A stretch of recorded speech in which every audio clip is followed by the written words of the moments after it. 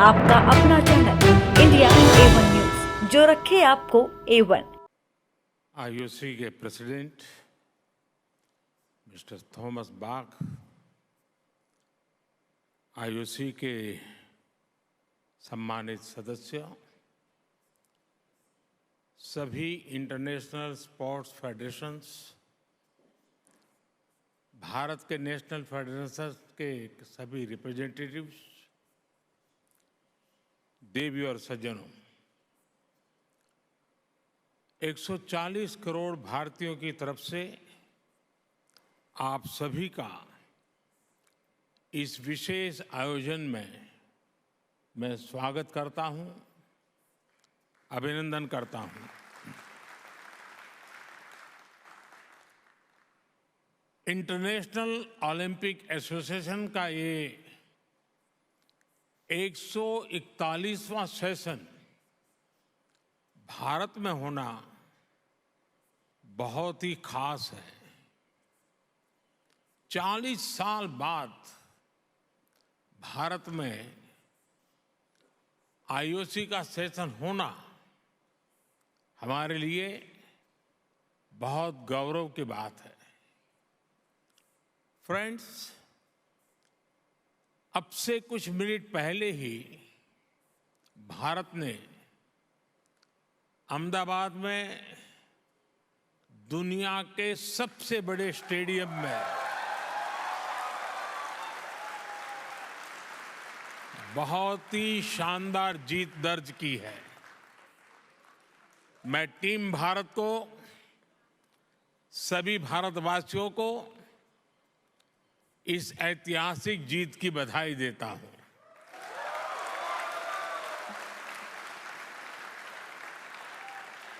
साथियों, स्पोर्ट्स भारत में हमारे कल्चर का, हमारी लाइफस्टाइल का एक इम्पोर्टेंट हिस्सा रहा है।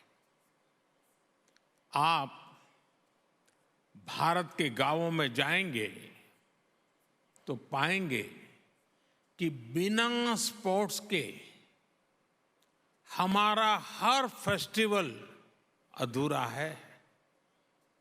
हम भारतीय सिर्फ स्पोर्ट्स लवर नहीं, बल्कि हम स्पोर्ट्स को जीने वाले लोग हैं। और ये हजारों वर्षों की हमारी हिस्ट्री में रिफ्लेक्ट होता है। इंडस वैली सिविलाइजेशन हो, हजारों वर्ष पहले का वैदिक काल हो, या उसके बाद का टाइम पीरियड, हर कालखंड में स्पोर्ट्स को लेकर भारत की लेगेसी बहुत समृद्ध रही है। हमारे यहां हजारों साल पहले लिखे ग्रंथों में 64 विधाओं में पारंगत होने की बात कही जाती है। इनमें से अनेक विधाएं खेलों से जुड़ी हुई थी, जैसे horse riding, archery, swimming, wrestling. ऐसी अनेक स्किल्स को सीखने पर बल दिया जाता था।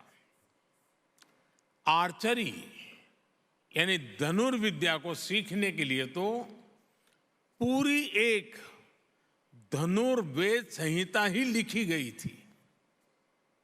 इस संहिता में एक जगह कहा गया है, धनुष चक्रंच कुतंच खड़गंच छुरी का गदा सप्तमम बाहु युद्धम शादेवम युद्धानि सप्तदा।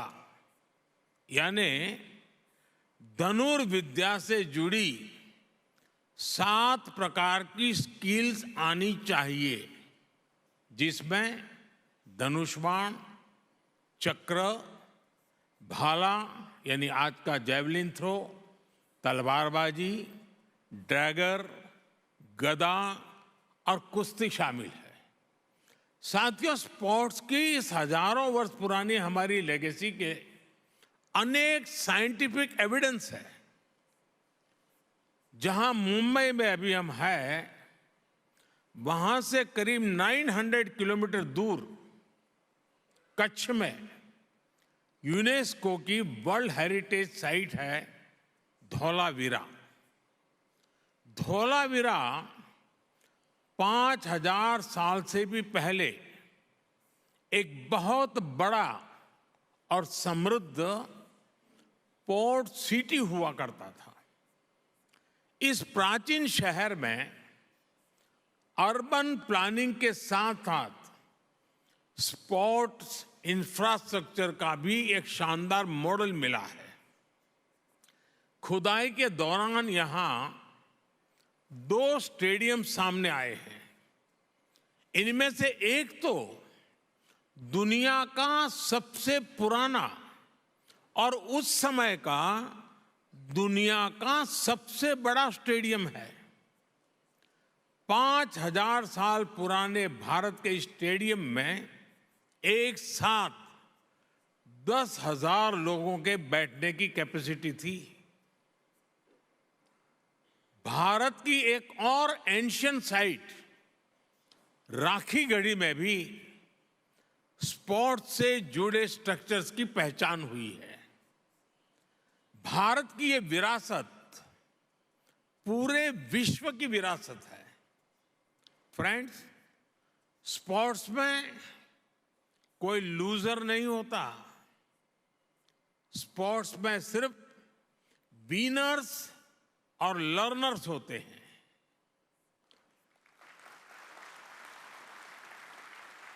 स्पोर्ट्स की लैंग्वेज यूनिवर्सल है, स्पिरिट यूनिवर्सल है। स्पोर्ट्स सिर्फ कंपटीशन नहीं है, स्पोर्ट्स ह्यूमैनिटी को अपने विस्तार का अवसर देता है। रिकॉर्ड्स कोई भी तोड़े, पूरी दुनिया उसका स्वागत करती है।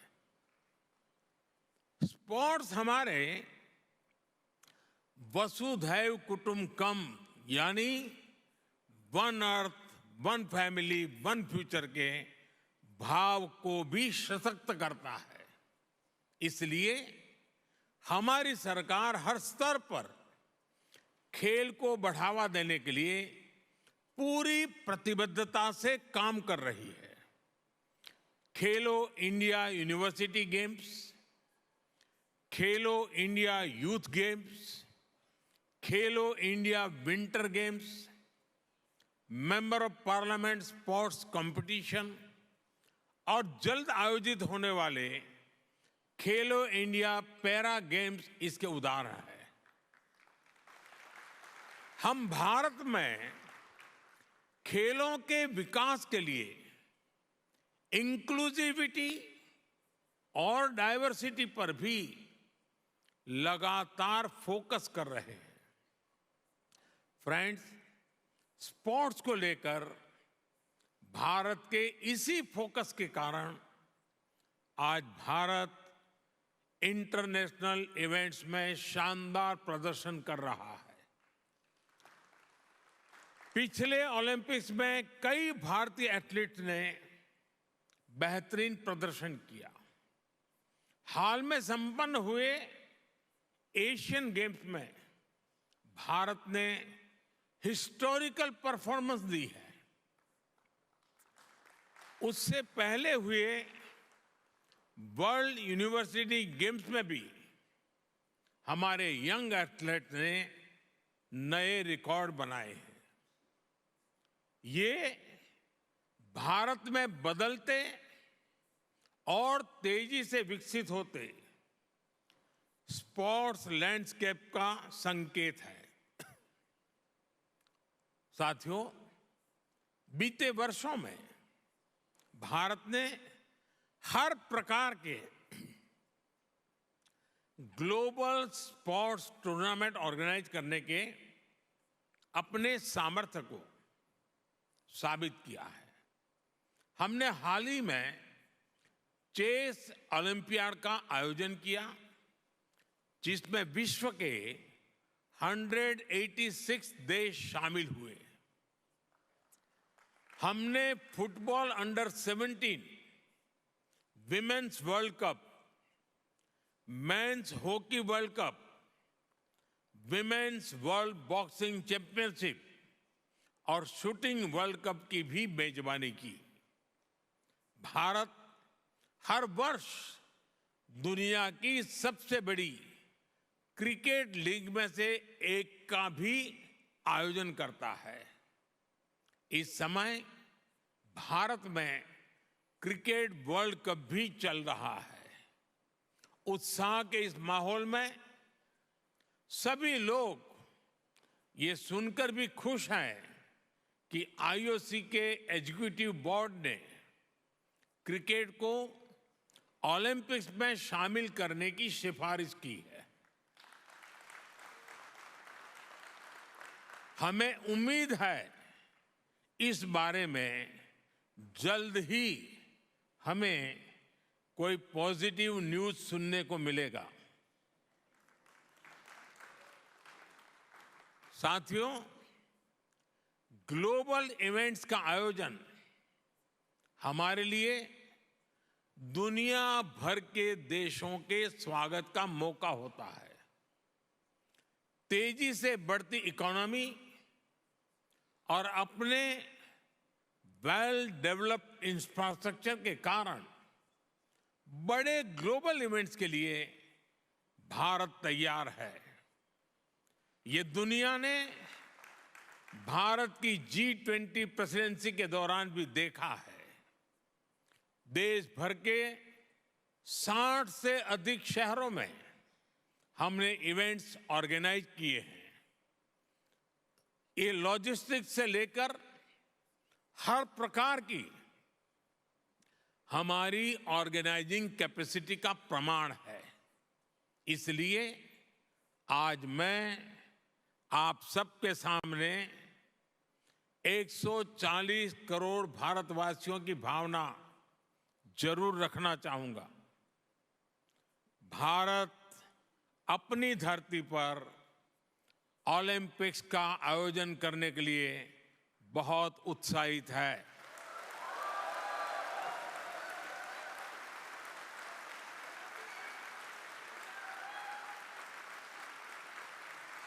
साल 2036 में भारत में ओलंपिक्स का सफल आयोजन हो, इसके लिए भारत अपने प्रयासों में कोई कमी नहीं रखेगा।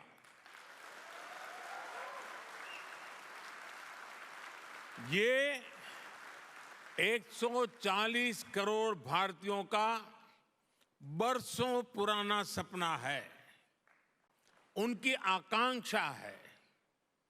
इस सपने को अब हम आप सबके सहयोग से पूरा करना चाहते हैं और 2036 ओलंपिक से भी पहले भारत साल 2029 में होने जा रहे यूथ ओलंपिक्स की मेजबानी करने को भी इच्छुक है।